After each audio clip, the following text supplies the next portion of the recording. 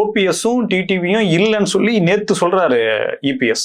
ஆனா இவங்க இன்னும் கதை கட்டிட்டு இருக்காங்க. அவருக்கு வந்து சபாநாயகர் அப்படி இல்லைன்னா அதிமுக பொருளாளர் அந்த பதவியெல்லாம் ரெடியா இருக்கு அப்படின்ற மாதிரி எல்லாம் ஓபிஎஸ்க்கு அதிமுகல அவருக்கு அந்த பதவியெல்லாம் ரெடியா இருக்கு. ஒரே போடா போட்டார். திரும்ப திரும்ப நான் சொல்லல, அவங்க அதை பத்தி நான் ஏற்கனவே பதில் சொல்லிட்டேன்னு சொல்லிட்டு அப்படியே லெஃப்ட் ஹேண்ட்ல டீல் பண்ணிட்டு போறாரு.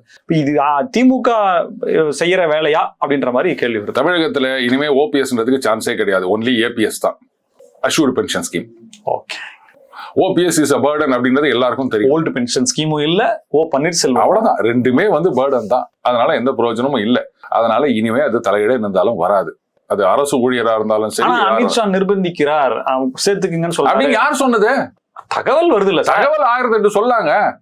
ஹம் பனாயேங்கே ஆப் சிஎம் அப்படின்னு நான் சொல்றேன், ஒத்துப்பீங்களா?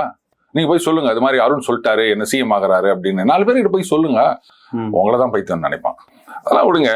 அவர் வந்து சேர்த்துக்கணும்னு சொல்றாரு அப்படின்னு யார் சொன்னது? இது பாருங்களேன், இப்போ சில சமயங்கள் வந்து 1-to-1 மீட்டிங் நடக்கும்.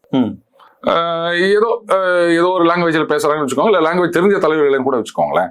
இது 47 நிமிடம் பேசினார்கள் அப்படியே கரெக்டா இங்க டைம் செட் பண்ணி பார்த்துட்டு இருப்பாங்க.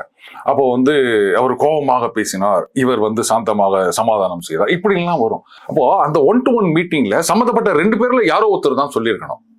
யாராவது சொல்லுவாங்களா? எப்படி பாட்டு வாங்கிட்டு வந்தவர் ஆமாங்க நான் நல்லா பாட்டு வாங்கிட்டு வந்தாங்க அப்படின்னு சொல்லுவாரா? இல்ல பாட்டு விட்டவரு அந்த ஆள் வந்தாரு நல்லா பாட்டு விட்டேன் அப்படின்னு சொல்லுவாரா? இதெல்லாம் உள்ளுக்குள்ள நடக்கிறது இல்ல. எல்லாரும் வந்து என் கையில கால விழுந்து கூட்டணி வேணும்னு சொன்னாங்க அப்படின்னு பெத்த புள்ளன்னு கூட பார்க்காம சொல்றதுக்கு எல்லாரும் அந்த மாதிரி பண்ண மாட்டாங்க இல்லையா? அதனால அதெல்லாம் விடுங்க. கூட்டணின்றது அவரு அமித்ஷா அவர்கள் சொல்லிட்டாரு, தமிழ்நாட்டுல எடப்பாடி பழனிசாமி தான் கூட்டணிக்கு தலைவர் அப்படின்னு சொல்லிட்டாரு. ஓபிஎஸ் திருப்பி வந்தா என்ன ஆக போகுது சொல்லுங்க நீங்க? அதெல்லாம் வேலைக்கு ஆகாது.